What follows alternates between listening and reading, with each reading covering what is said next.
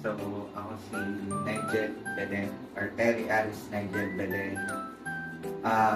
Dati ako quality analyst sa BP. Paano nagsimula itong pet boarding namin is kumuha kami ng condo unit and then may spare room na hindi naman nagagamit. So, I decided na doon siyang parang pet hotel for babies. I'm originally from Laguna.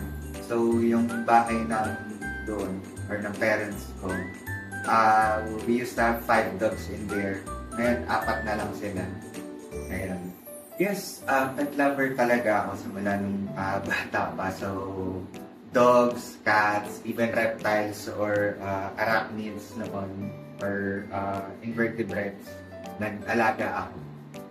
Ayun nga, aside from init na sa akin na mahilig sa hayop, sa cuddly pets, it also helps on my mental health din. Ayun. Ang biggest challenge siguro sa akin nung nag-umpisa is to find a client. Ayun, yung pinakauna. Pero luckily, meron naman nagtiwala. So, sobrang laking tulong nun. Sa first client natin, si Sir Jude, kay Zoe. Ayan.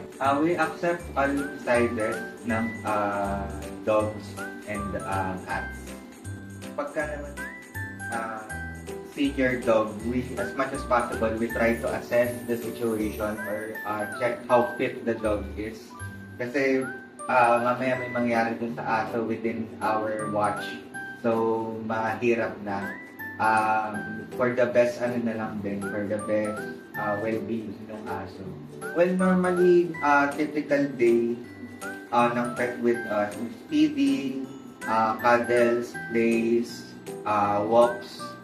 Ayun, like the usual, unless merong specific instruction na binigay yung owner sa amin. In terms of feeding schedule, is may binigay naman a specific time and how the pet should be fed. Like, gusto ba nila i-hand-fed sila or as is na kibbles lang. Ayun, ina-apply natin yun. Ang advantage namin dito sa Nigel Cares for Pets is wala kaming crates, wala kaming cages. So, free roam yung pets namin.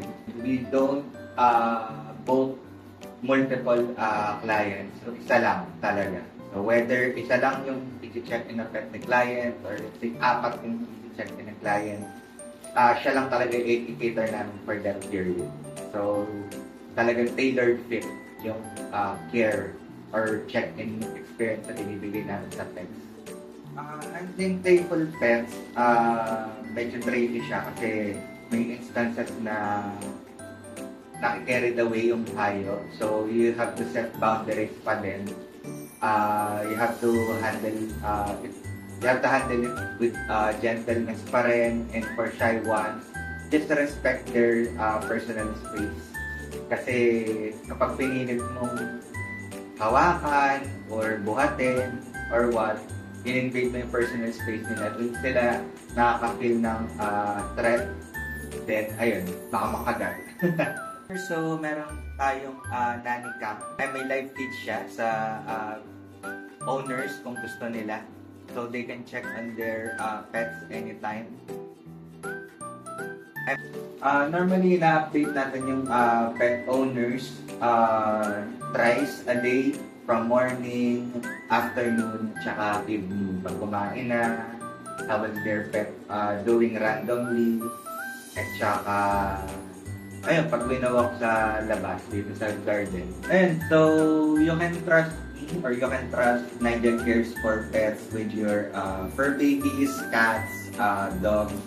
Aside from experience, I treat them as a family. So, kumbaga meron din tayong gentle parenting sa animals. Ay, yung peace of mind talaga. At saka quality ng service na kahit malayo ka sa pets mo, wala yung worry na, ay, baka saktan yung fur baby ko pagka nahirapan. Yung mga ganun. So, hindi siya magiging unfamiliar experience para dun sa pets mo. Yes, so sa mga fur moms and fur dads dyan, dito po sa Nigel Cares for Pets, you can rest assured na once iniwan nyo sa amin or hinabilin sa amin yung pets nyo, we'll take care of them like our own.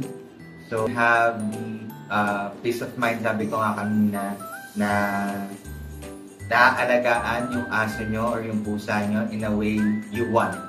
You can contact us dito sa details po na yan. Located here in Urban Deca Homes, Ortigas, Pasig. We believe here po in Nigel's Cares for Pets that your pets deserve premium care.